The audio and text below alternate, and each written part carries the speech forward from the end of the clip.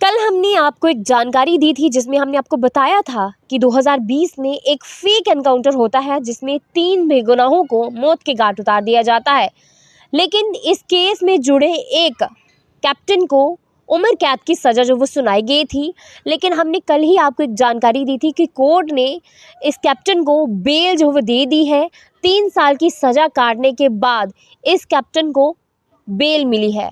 हालांकि इस कैप्टन को उम्र कैद की सज़ा जो वो सुनाई गई थी, लेकिन आज जाकर इस कैप्टन को बेल जो वो मिल चुकी है। हम आपको बताएं कि ये 3 जो बेगुनाह थे ये रजौरी के रहने वाले थे और ये गरीब परिवार से ताल्लुकात है इनका। बहुत गरीब फैमिली है। ये गुजर बकरवाल समुदाय के लोग हैं जो कि एक लेबर का काम करते थे, लेकिन इनकी दर्दनाक मृत्यु हो जाती है फेक एनकाउंटर में। लेकिन जब ये बात बेल की बात जब इनके घरों में पहुंचती है, रजौरी में पहुंचती है, तो ये लोग टूट जाते हैं। इन लोगों का कहना है कि हमने ये सोचा था कि आखिरकार जो हमारे 3 बेटे हैं, बेगुनाह बच्चों की जो मौत हुई थी, हमने सोचा था कि उस कैप्टन को उम्र कैद की सज़ा जो वो सुनाई गई है तब जाकर हमारे कलेजों को राहत मिली थी। लेकिन अब जाकर कोर्ट का ये फैसला सामने आया है कि इस कैप्टन को बेल मिल चुकी है, तो हमारा ये हौसला टूट चुका है। सरकार के ऊपर से भरोसा उठ गया है।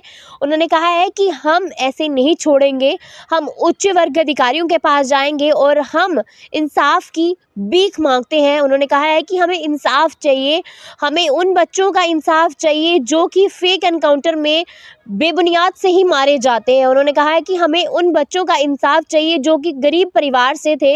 हम उन बच्चों का इंसाफ चाहते हैं कि जिनका इकलौता पुत्र था, जिनका इकलौता पति था, जिनका इकलौता भाई था, हमें उनका इंसाफ चाहिए। लेकिन जब ये फैसला सामने आता है कोर्ट का कि इस कैप्टन को बेल मिल गई है, तो इन परिवार का हौसला जो वो टूट जाता है।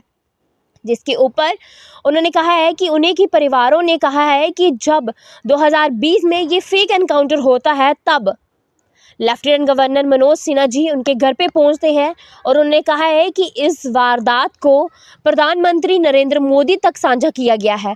और उन्होंने कहा है कि ये जो परिवार है इनको इंसाफ जो वो ज़रूर मिलेगा और जितना भी इनको काम पड़ेगा वो सरकार उनका मदद जो वो ज़रूर करेगी।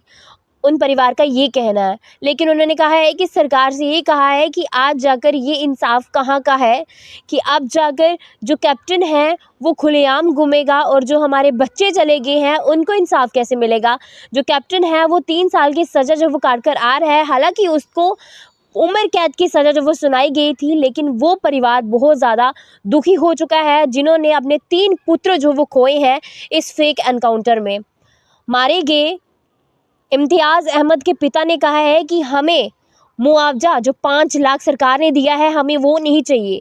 हमें जो 15,000 की हमारे बच्चों को नौकरी का वायदा किया है सरकार ने, हमें वो भी नहीं चाहिए। हमें चाहिए तो हमें 3 अपने पुत्रों का इंसाफ चाहिए। और एक पिता ने ये भी कहा है, उन्होंने कहा है कि सच्चाई की ही जीत होगी और हम उच्च वर्ग अधिकारियों के पास जाएंगे और हमें अपने बच्चों का न्याय चाहिए।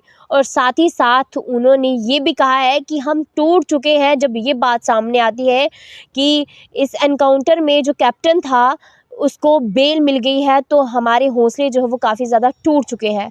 और जब ये बात रजौरी में फैलती है तो उन्होंने कहा है कि हम पहले अकेले थे, लेकिन अब हमारे साथ पूरा गुजर बकरवाल का समुदाय जो है वो इकट्ठा हो चुका है और हम अब इंसाफ की गुहार लगा रहे हैं सरकार की तरफ से कि हमारे बच्चों को इंसाफ जो वो मिलना चाहिए। आप भी अपनी राय जो वो कमेंट सेक्शन में ज़रूर साझा कीजिएगा। आगे की जानकारी के लिए बने रहिए जुमरादाग विजन के साथ। धन्यवाद।